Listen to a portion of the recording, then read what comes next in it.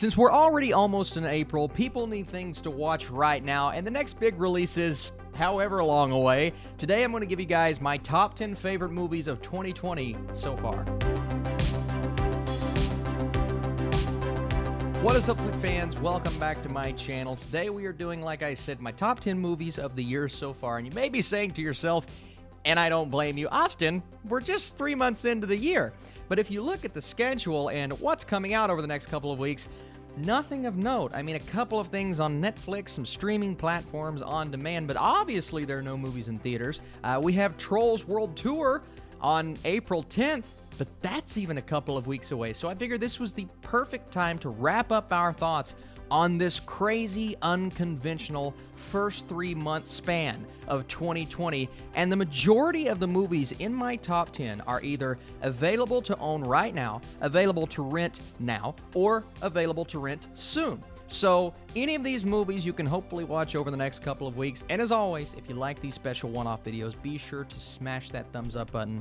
We'll do more. Some really great movies on this list, some films I'm pumped to talk about, and some movies I believe can stay up there as we progress through the year, I think. We'll see what happens. But before we get into the top 10, I do have some honorable mentions. I have 3 of those. And the first one we're talking about is called Troop Zero on Amazon Prime. So this is all about a misfit young girl who joins a Girl Scout troop and wants to go to space. This is one of those really sweet coming-of-age stories almost, with a spectacular cast from Viola Davis to Jim Gaffigan to McKenna Grace, who steals the entire show. If you want a sweet movie for families, this is one of the surprises of the year so far, and it's on Amazon Prime right now. The next film in my honorable mentions is Emma. This is a movie that just came to VOD. You can rent right now. This stars Anya Taylor-Joy, Bill Nighy, Mia Goth, Josh O'Connor, and it is basically a period piece with a twist. It's all about a selfish young girl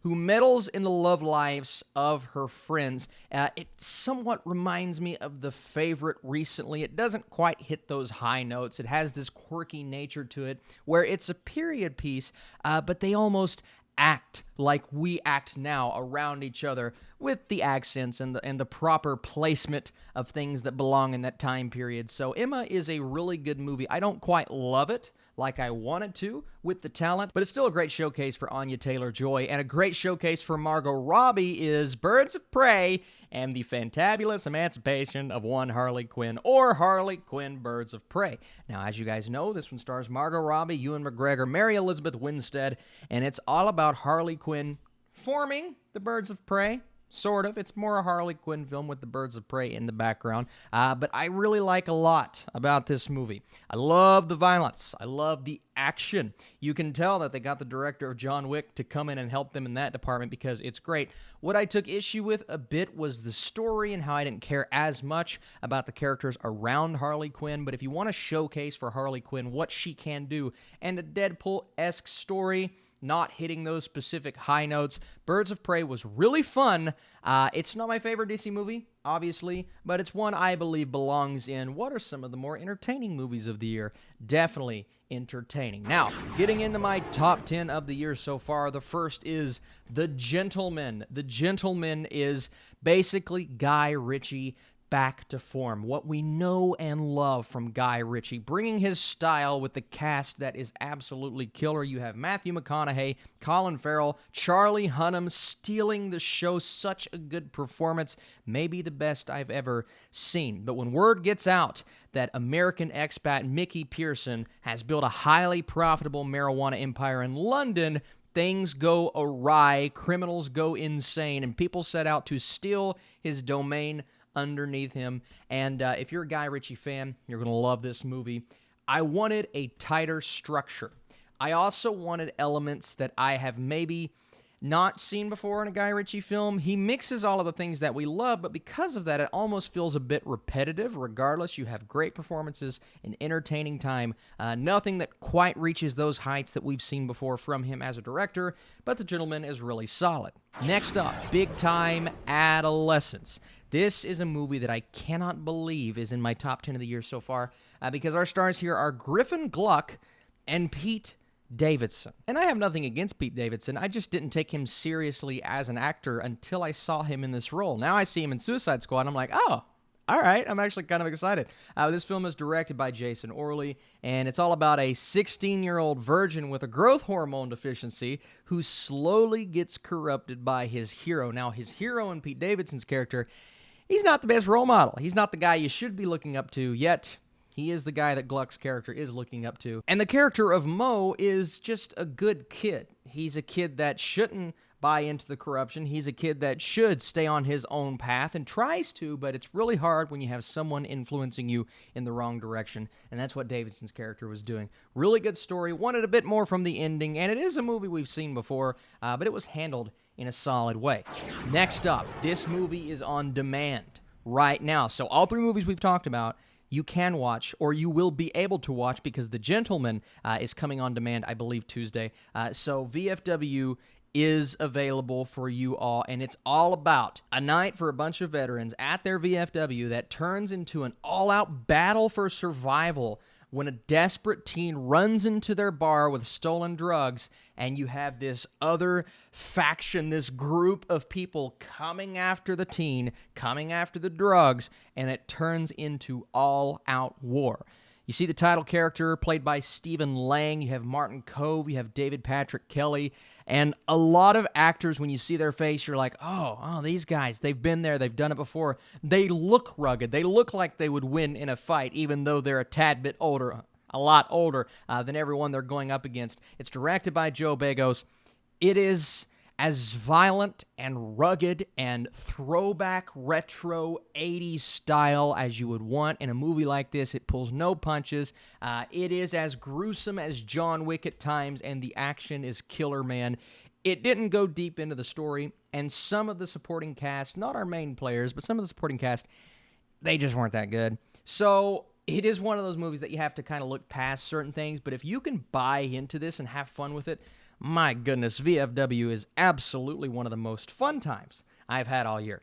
At number 7, Bad Boys for Life. Now, I was actually having issues deciding on which one was 7, which one was 6, because this is much more fun than my number 6 entry, but I think my number 6 entry is just a better movie. Bad Boys for Life, Will Smith, Martin Lawrence. You guys know him, you love him. This is my favorite movie in the trilogy so far. While I like Bad Boys as a whole, I've never really bought into the characters as much as I wanted to. I've never really, thrived in watching these movies oh, Bad Boys, the first two, yeah. I watched the first two, I'm like, yeah, okay. Yeah, it's fun. It's a fun franchise. But it's not really giving me a movie to sink my teeth into.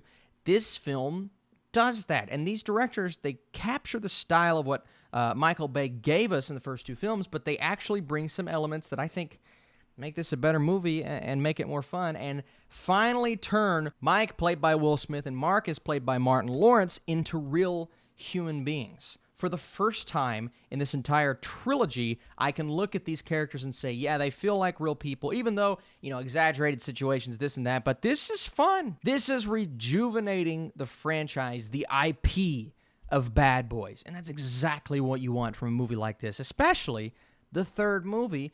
And I'm just now looking at it and going, yeah, I want more. So Bad Boys for Life, if you're a fan, you've watched it. If you're not a fan, I'd say check it out. Next up is 37 Seconds. So this is a movie on Netflix, and it is definitely an artistic, slow, non-action-packed movie, but I loved it because, well, I almost loved it. I wouldn't say love. I got close because it's a character study about a character who is dealing with a disability. She is physically disabled because she has cerebral palsy, and she's emotionally stunted by her overly protective mother. She means well, but her mother is basically doing the thing that all mothers do, but just in an overwhelming nature, and that is make this girl want to set herself free and basically go on this adventure. And she goes on multiple adventures. She's 23 years old, so she's not a girl, she's a woman, but she's finally getting out into the world with this disability. She's discovering things, and I really enjoyed the character study. The filmmaking is also beautiful. It's a tragic movie in parts, and you're just with the story because you're with the characters. It will be too slow for some, so this isn't a movie I would recommend for everyone. But if you're into films like this, especially films showcasing these kinds of, tragic elements at times. Definitely check this one out, 37 Seconds. One of the best movies on Netflix so far this year. Then we have Weathering with You. Now, Weathering with You was an absolutely beautiful film. Now, this is from the same director of Your Name. Your Name is an anime masterpiece. I mean, just a classic at this point in time. It doesn't quite live up to those heights. But you have this high school student who leaves his home, moves to Tokyo, and he's basically becoming a man. But in the process, he becomes broke. So he finds a job as a writer for a cult magazine. He also meets a young woman who can control the weather. And as you expect, it turns somewhat romantic. It turns somewhat tragic for all of the characters. But it's beautiful. And the animation, nothing will match this. And a lot of you will say, well, it's a 2019 movie. It did release 2020 in American theaters, so I'm going by U.S. distribution here, and Weathering with You is just one of those films. I watched the subbing. They do have dubbing. I don't know if that's available right now. This is the one movie I look at and I say, I don't know if people will be able to watch this at this moment in time, but when it becomes available, it's definitely worth a try. Next up is another Netflix film, so we have 37 Seconds and The Platform. Now, I just talked about The Platform on this channel. Don't want to ramble too much more, but I really, really enjoyed this movie.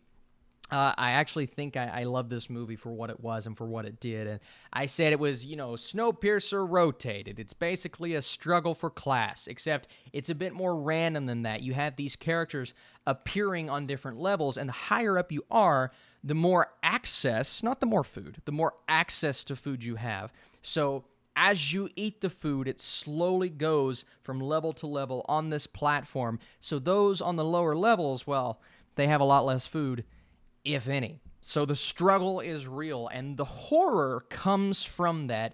It is a masterfully executed movie when you look at the fact that it's basically taking place in one location. Multiple floors, but it all looks like one location. It is horror-filled for sure. It is violent. It has some sci-fi elements to it. It's dramatic. I love the characters. I love our main character. The direction was really nice. The platform. It's not going to satisfy everyone at the end because the ending left some people like, I wanted more. And I understand, but I actually didn't mind it all that much. It is a movie that is worth your time on Netflix. The best Netflix movie of the year. Then we have Onward on VOD right now. It dropped this weekend, so it's another film you can watch, and if you don't want to pay for it right now, Disney Plus in a couple of weeks. I believe April 3rd is what they said, so this is a Pixar movie. It's one that, really hasn't lived up for everyone.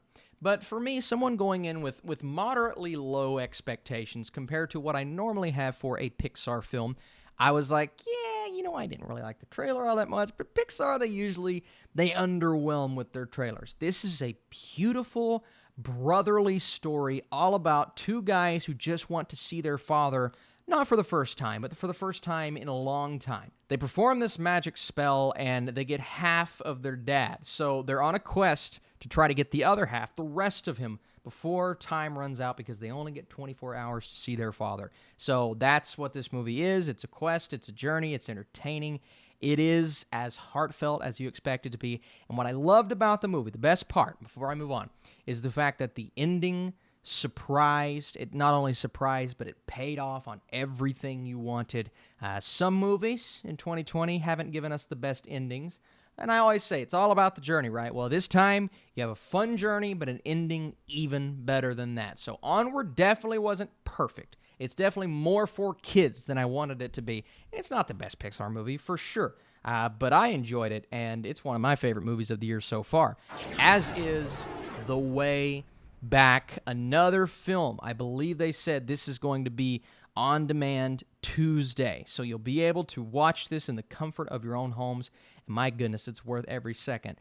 A former basketball all-star who lost his wife and family foundation in a struggle with addiction attempts to regain his soul and salvation by becoming the coach of an ethnicity-mixed high school basketball team at his alma mater. The reason why I read that description is because it is the perfect way to tell you all if you're going to enjoy this movie or not. If you like what I just read, if you like a good character piece, if you want a fantastic, I mean, if we're giving the Oscars away right now, Best Actor, Ben Affleck, I might even do like an Oscar thing on my channel. Oscars so far.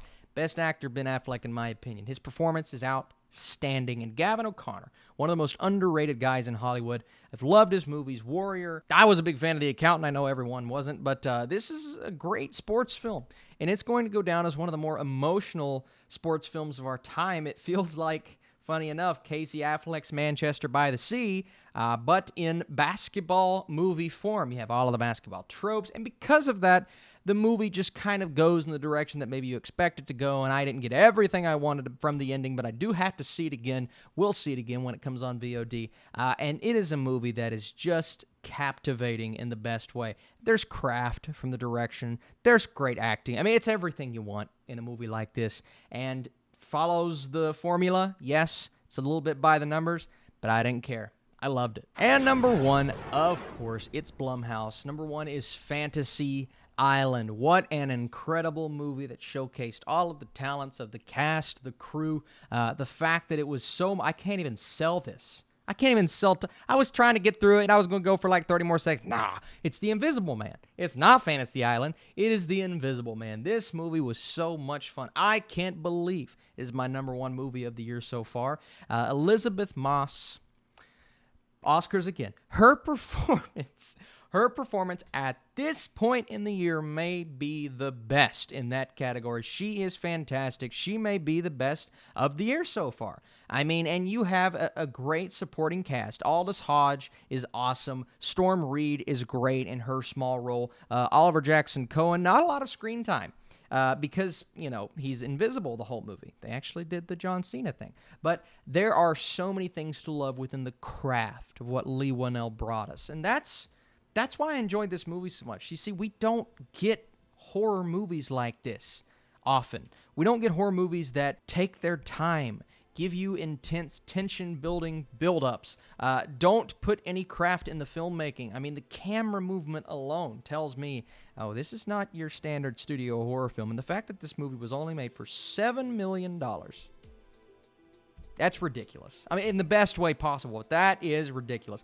Leigh Whannell, he is making a statement movie after movie, and this is yet another one. The Invisible Man was so much fun. A few logistical questions in the third act that I'm asking myself, like, how did that happen? And you can check out my spoiler review on Movie House, the podcast feed. But other than that, Invisible Man is a great movie, and it's one that I believe everyone should watch. And it's just really cool sci-fi horror. How often do we get that? So, number one of the year, The Invisible Man. Thank you guys so much for watching this video. So much fun talking about my favorite movies of the year so far, but I need your lists. If you enjoy these kinds of videos, these special one-off videos, be sure to smash that thumbs up button. Come back, leave your comments, recommend movies. Go to my Letterboxd page. If I haven't seen a movie, let me know. Austin, you got to see this. I'll add it to my watch list. You guys the best. I'll see you soon.